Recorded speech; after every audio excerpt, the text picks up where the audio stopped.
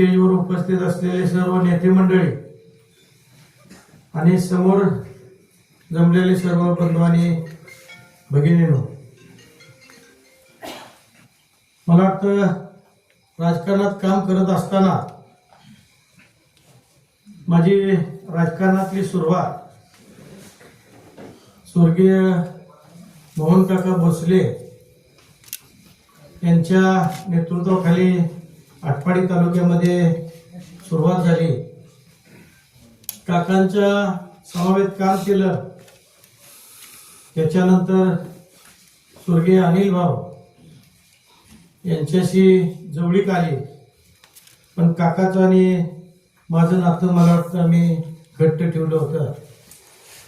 ज्या वेळेला काका अचानक आपल्यातून निघून गेले त्यावेळेला स्वर्गीय अनिल भाऊनी मला सांगितलं होतं की या मुलाला काकाच्या आपण काही केलं तर वडिलाची आठवण होऊ द्यायची नाही, या कुटुंबाला आपण मदत करायची आहे.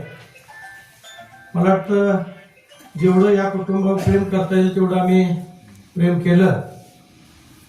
अचानक भाऊ आपल्यातून निघून गेले, पण वडिलाची माया देणं ही जबाबदारी मला वाटतं माझ्यावरती राहिली होती आणि ती वडिलाची माया आजपर्यंत देण्याचं काम मला वाटतं काकाच्या कुटुंबाला मी केलेलं आहे. राजकारणामध्ये काम करत असताना मला वाटतं गावामध्ये आयुष्यात आम्ही कधी जातीचं पातीचं किंवा गटाचं राजकारण केलं नाही. या तालुक्यामध्ये काम करत असताना सर्वांगीण गावाचा विकास आणि तालुक्याचा विकास झाला पाहिजे याच्या दृष्टीनं मला वाटतं आम्ही या तालुक्यामध्ये काम करत आहे. या नेलकंजी गावाच्या बाबतीत बोलायचं झालं तर मला वाटतं सगळा गट समावेश घेऊन आपण या गावामध्ये काम करत होतो. मला वाटतं गेल्या काही 8-10 दिवसापूर्वीच या गावामध्ये नेलकंजीमध्ये एक 10 ते 12 कामाची उद्घाटन केली. मला वाटतं सगळ्यांना घेऊन जात असताना उमेदवार दोन्ही इच्छुक नेलकंजी जे होते तडजोडीसाठी आम्ही बसलो.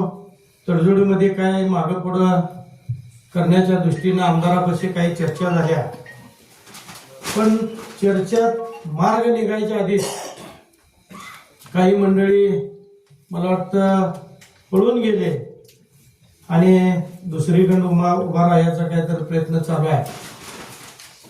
मला वाटतं भाजपला सवय आहे की आपण कार्यकर्ता तयार करायचं नाही, विकास कामाच्या माध्यमातून जनतेपुढे जायचं नाही. जसं जालिंदर कटरेने सांगितलं की जिल्हा परिषदला दोन्ही उमेदवार पुढचा आहे, ती मला वाटतं आमच्या विकास कामाच्या जोरावर आणि आमच्या ताकदीच्या जोरावर त्यांना आम्ही नेतं बनवलं होतं. पण भाजपकडे कुठलाच चेहरा नसल्यामुळं आपल्या विचारातल्या काही चेहऱ्यांना फूस लावून मला वाटतं त्यांनी तिकडं नेऊन उभा राहण्याचा प्रयत्न केलेला आहे. पण निश्चितपणा या मतदारसंघामध्ये मतदार जागृत आहे. कामं कुणी केले, जनतेच्या सुखादुःखात कोण आहे आणि ज्याचा मुलगा उभा राहतोय त्या मोहन काकानं मला वाटतं या तालुक्याच्या जडणघडणीमध्ये मला वाटतं त्या काकाचा सिंहाचा वाटा आहे. शिक्षण कमी होतं पण जिल्हा परिषदचं अर्थ खातं त्यांच्याकडे होतं.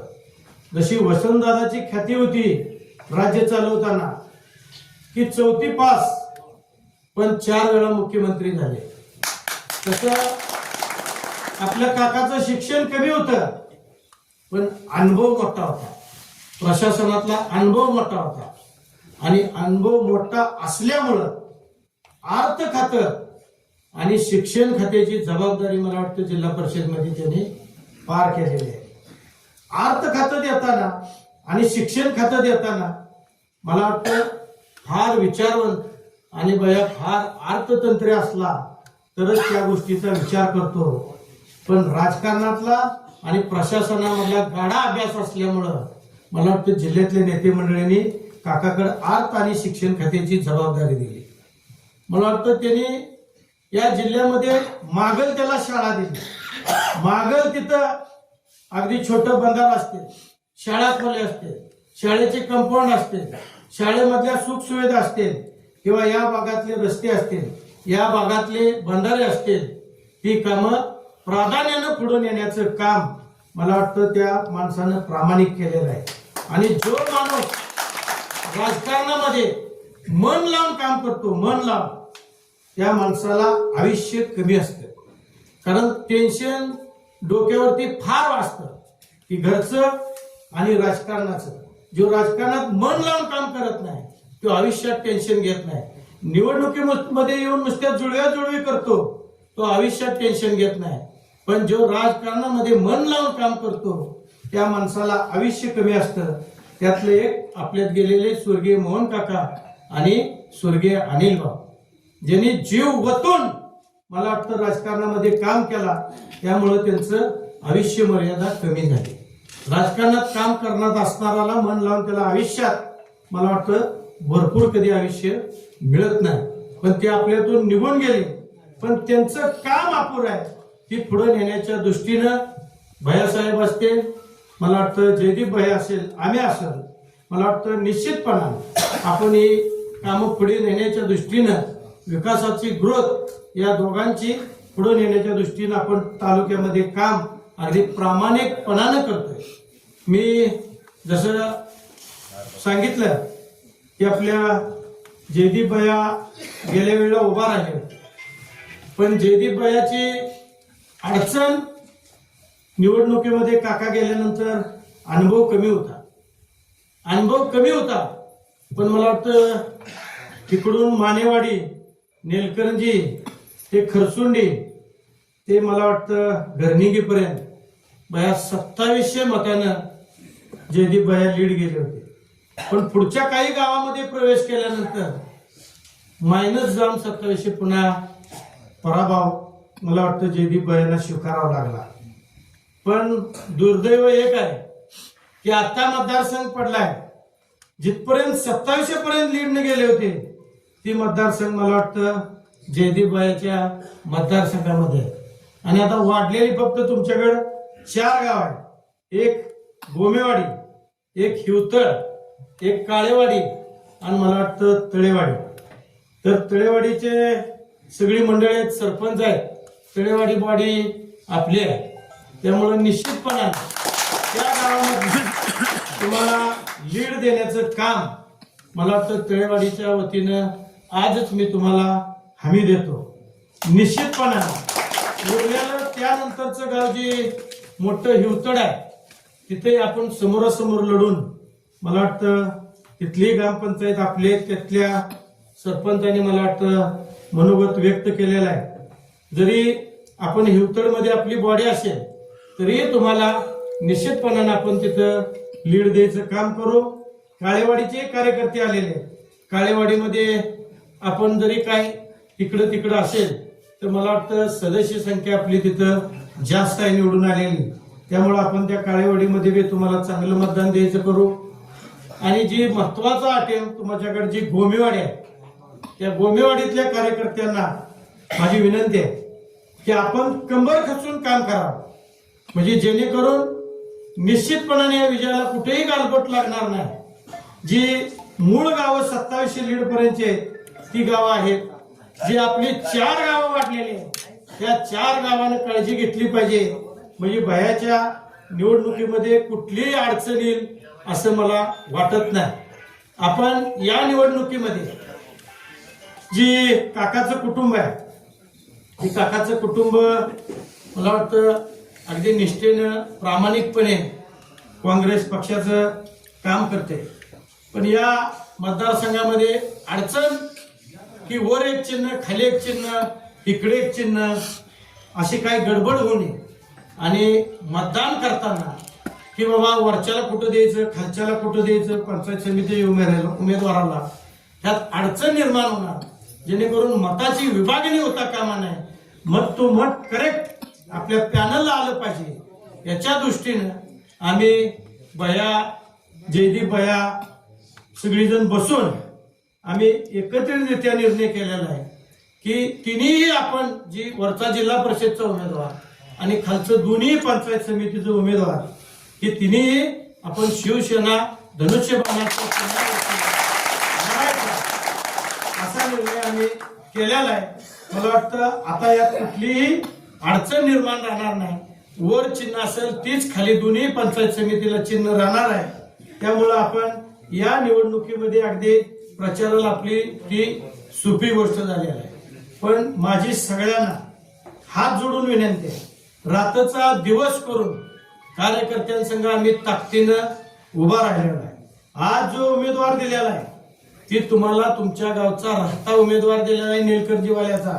आणि या मतदारसंघातल्या सगळ्यांना परमनंट की जो इथं आपल्याला भेटल 24 तास उपलब्ध राहील, ज्याच्या अंगामध्ये वडिलाच्या राजकारणातलं गुण आहे की आपण सर्वसामान्य घटकातल्या माणसांना घेऊन पुढे गेलं पाहिजे, जातीपातीचं राजकारण केलं नाही पाहिजे आणि सगळ्या कुटुंबांना सामावून घेण्याचं याचं काम जे मोहन काकाने केलं त्याचाच मुलगा आज आपण जयदीप भैया यांना आपण जिल्हा परिषदला उभा करतोय. त्याच्या मागे मला वाटतं सगळ्यांना ताकदीनं उभा राहणं ही आज गरज आहे.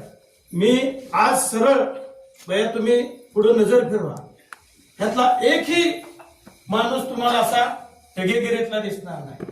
ही सगळी जी मंडळी आहे ही ज्याचा त्याचं काम, ज्याच्या त्याच्या शेतातलं, ज्याचा त्याचा परपंच अगदी नेटका करून मला वाटतं की समाजकार्य आणि राजकारण करतात. टगेगिरी आहे ती टगेगिरी एका बाजूला आहे, पण सर्वसामान्य जनता मला वाटतं आपल्या संग आहे की राजकारण वाईट पद्धतीने आटपाडीमध्ये चाललेलं आहे. राजकारणामध्ये कोण कुठेही कुणाचं काम करत नाही. सगळी ज्याचा त्याचा उद्योग करणार, ज्याचं त्याचं काम ही बघत राहते. सर्व जनतेसाठी मला वाटतं आटपाडीमध्ये माझा दरवाजा उघडा असेल आणि विट्यामध्ये मला वाटतं सुभाषबाईचा दरवाजा उघडा असेल. आम्हाला भाऊनी शिकवण दिलेले की राजकारणामध्ये जे आपण आश्वासन देतो, जे जनतेला विश्वास निर्माण करतो, त्या विश्वासाला पात्र राहून आपण काम केलं पाहिजे. आज समोरच्या पार्टीमध्ये कुठल्याच की हिंमत नाही की आपल्या विरोधात एकट्यानं लढायचं.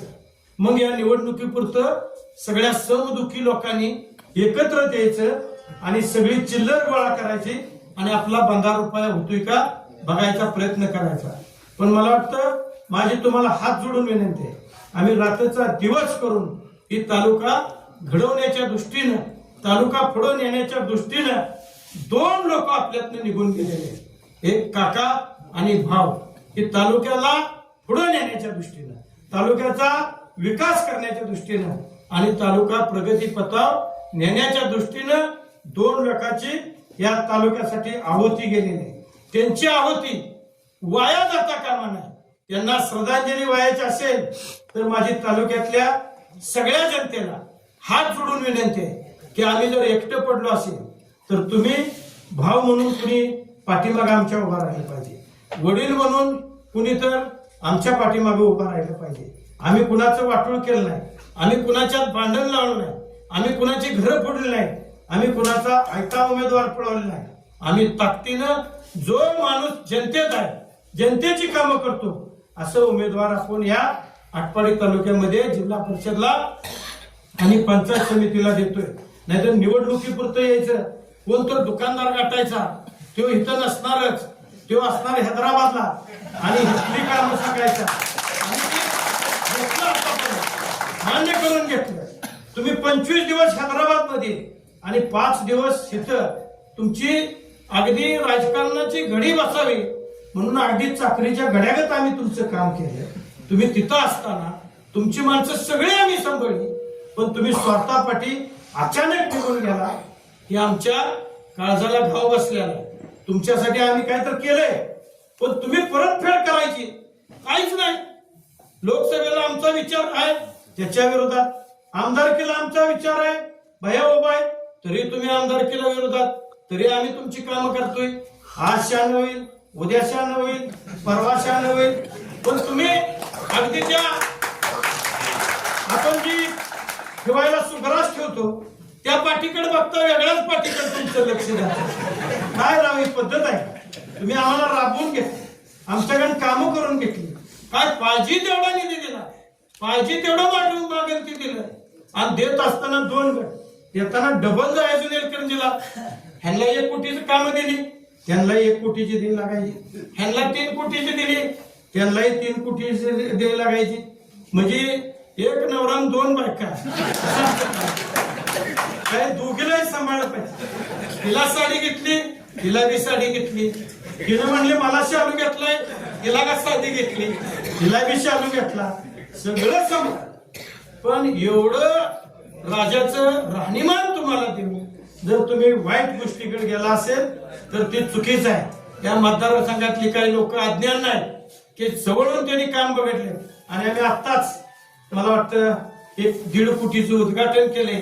आणि आपला म्हसोबाचं जे मंदिर आहे त्याला आपण 1 कोटी रुपये धरलेले आहे की त्या मंदिराच्या मला वाटतं वेगळं डिझाईन करून त्या मंदिराशेजारी आपलं बरंच कार्यक्रम होतात. आणि त्या कार्यक्रमाला पाऊस आला की सगळ्यात मोठी अडचण म्हणजे बया जेवाय बसलं की वरण ताटात टिपका पडला का डोळ्यात.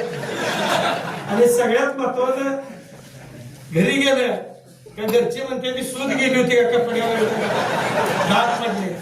म्हणजे त्याची काळजी घेण्याच्या दृष्टीनं आपण तिथं पुढं स्वयंपाकाला माग जेवाय बसायला असं एकत्रितपणे भांडी घासायला वेगळं, पुन्हा धुण्याचं वेगळं, पुन्हा पिण्यासाठी हात धुयाला पाणी वेगळं, असं वेगळं त्याचं एक डिझाईन मला वाटतं मॉडेल केलंय. आणि पहिल्या टप्प्यात आपण तिथे 1 कोटी दिले. त्याचं टेंडर प्रोसेस मला वाटतं चालू आहे. पण भयाला मी अजून विनंती केली की अजून 1 कोटी तुम्ही द्यावं. भया म्हणले देऊन टाकले. मी म्हणले एवढं सजासजी भया म्हणले आता सोपं झालंय म्हणजे पर्यटनवाला आपल्या खिशात आहे 100 म्हणते. त्यामुळे तुम्हाला त्याची चिंता करू नका. तिथं आम्ही तुम्हाला निश्चितपणाने पुन्हा अजून 1 कोटी देऊ. म्हणजे जेवढं मला वाटतं कामं या गावामध्ये केली आणि आपल्यातून काही जण निघून गेले असेल त्यांना शुभेच्छा. पण राहिले मला वाटतं त्यांना अगदी सोन्यासारखं जपणं आणि तळ हातात फोडासारखं जपणं ही तानाजी पाटील आणि सुभाष बाबर यांची जबाबदारी असेल. तुम्ही मला वाटतं या निवडणुकीमध्ये घाबरून जाऊ नका, ताकदीनं उभा राहा. आपण तुम्ही एखादा माझा पराभव झाला मान्य आहे. मी 1 टाक कालच्या सभेत मी सांगितले की 6 निवडणूक जिंकले तुमच्या जोरावर, तुमच्या हिमतीव जिंकलेत. माझ्याकडे कोण असं टगेगिरीतलं नाही. सर्वसामान्य जनतेच्या जीवावर 6 निवडणूक 1 टाक मी जिंकले. मार्केट कमिटी जिंकल्या, मला वाटतं आपली बँक जिंकली, फेडरेशन जिंकलं, कारखाना जिंकला, आमदारकी जिंकली, खासदारकी जिंकली. 1 टाक 6 जिंकल्या. 6 जिंकून माझ्या भाषेत काय बदल झाला नाही, कुणाला मी काय बोललो नाही. एकच निवडणूक आता मला वाटतं नगरपंचायतची त्यांनी अगदी उलट सुलट डाव केलं. कुणबी बाजूला काढला आणि 3,500 मतं माझ्यातली विभाजन केली. त्यामुळं डावात मी फसलो आणि हारलो. तर कोण म्हणतं याला सूज आली होती, मी सूज उतरवली. कोण म्हणते शिर्तीचा घोडा होता, ऐकत नव्हता कोणाला, पण आम्ही त्याला पाय मोडला. कोण म्हणते आम्ही याची हात मोडला. काय भाषा, काय एका विजयानं तुम्ही जर हुराळून जात असेल, आम्ही 6 विजय तुम्हाला काय काय बोलायला पाहिजे. आम्ही काही बोललो नाही. विजय बी अगदी समयानं पचवतो आणि पराजय बी तेवढ्याच समयानं पचवतो. आपण कुणावर टीका करत नाही, कुणावर टीका टिप्पणी करून आयुष्यात मतं मागत नाही. आपण प्रत्येक गावात गेलो तर तुमच्या गावात काय काम केले, काम सांगून मला वाटतं आम्ही मतदान मागतो. आणि मी गावात गेल्यानंतर कुठल्या उभा राहिल्यानंतर यादी आणि चिठ्ठी काढायची गरज नाही. आज तुम्ही निलकंठीत जर मला उभा केले आता, मी तुम्ही सांगा की 10-20 कामाची तुम्ही नावं सांगा केलेल्या. जर नाही सांगितली तर तुम्ही सांगा परत तानाजी पाटील किंवा निलकंठीला येत नाही.